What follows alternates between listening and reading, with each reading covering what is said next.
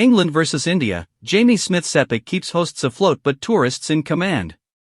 Smith epic saves England but India still in control. Jamie Smith and Harry Brook produced a stunning England fightback but India remain in a dominant position at the end of the third day of the second test at Edgbaston. Smith counterattacked after Joe Root and Ben Stokes fell in consecutive deliveries in the second over of the day, racing to an 80-ball century and going on to make a supreme 184 not out. He shared an epic partnership of 303 with Brook, who made a more measured yet equally as crucial 158, to haul England back into the contest.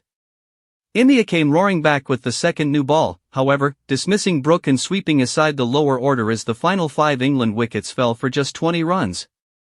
The hosts were all out for 407 with a fired-up Mohammed Siraj taking 6-70.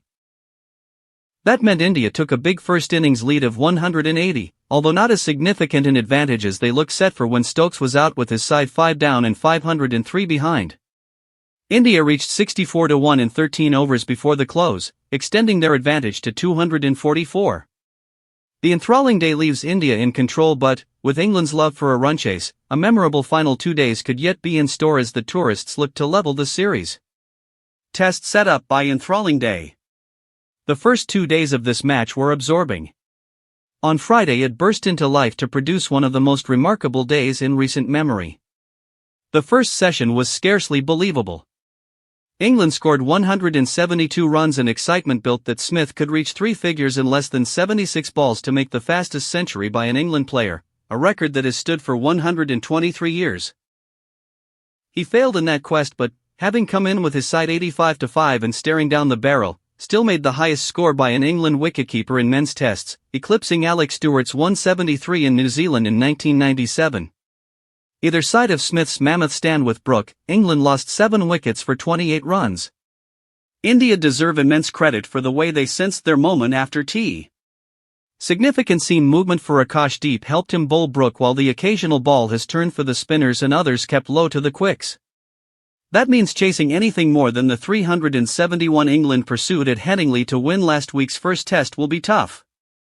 But if England do not bowl out India, their opponents will be left with an intriguing tactical decision of when to declare given England's chasing credentials. They also pursued 378 to beat India in 2022, and the hosts stated disinterest in playing for a draw. Would India leave England 4 sessions to get 500? It could be fascinating. Smith and Brook light up Edgbaston. 10 balls into the day, England's hopes looked as good as over. Having resumed on 77-3, Root was caught down the leg side and a ball later Stokes gloved behind a brutal Siraj Smith bouncer. Drove his first ball, Siraj's hat-trick delivery, for 4 through mid-off. It was an emphatic sign of intent from a highly rated 24-year-old, who played one of the great England knocks in recent memory.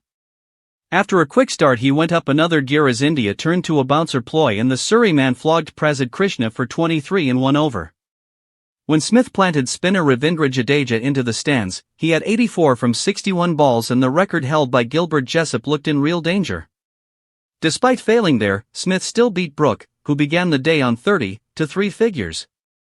After lunch, India played on the pair's patience by bowling wide. The England duo smartly meandered along, taking 106 runs in the session compared to the rampant flow of runs earlier.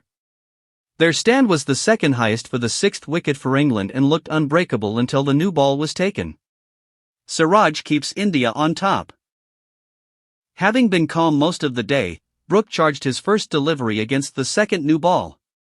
He survived swiping on that occasion but could do little to a ball from deep that jagged back in the seamers next over. From there India were re-energized. Chris Woakes nicked deep to slip for 5 and Bridden Carson Josh Tongue were both pinned LBW without scoring by Siraj. The India quick then bowled last man Shoaib Bashir, having hit him on the helmet a ball earlier. Bashir was the 6th batter to make a duck on a remarkable scorecard, the most in an innings in England's Test history. With the momentum against them again, the hosts began poorly with the new ball and allowed Yashasvi Jaiswal and KL Rahul's opening stand to reach 51 in 48 balls. When they did strike, Jaiswal reviewed an LBW decision after he was hit on the pad by Tongue despite appearing to be out of time to do so. Stokes protested loudly, the Birmingham crowd booed but the technology showed Jaiswal was out regardless. Hopefully we can make them crumble tomorrow. England batter Harry Brook, speaking to BBC Test Match Special, "It was nice to spend some time out there with Smudge, Jamie Smith. He has a long England career ahead of him. Hopefully we've clawed ourselves back in the game. If I hadn't got out we would not be in this situation now, but we saw last week how quickly it can change." Akash and Siraj bowled well. They attacked the stumps with all modes of dismissal in play. "Thankfully we've seen the back of Jaiswal and hopefully we can make inroads tomorrow. India are in the driving seat, but hopefully we can put pressure with early wickets and make them crumble." Ex-England captain Michael Vaughan: "The one concern I would have is that India had much more movement with the new ball. From what I've seen now, England have to get a little bit of seam into their action because it's India a flat pitch. Are brought up on these kind of wickets.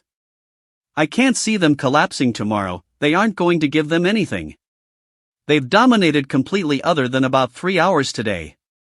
Former England bowler Stephen Finn: "If I was inside in the India dressing room, just play the first session, be cautious and don't let England get wind in their sails with early wickets.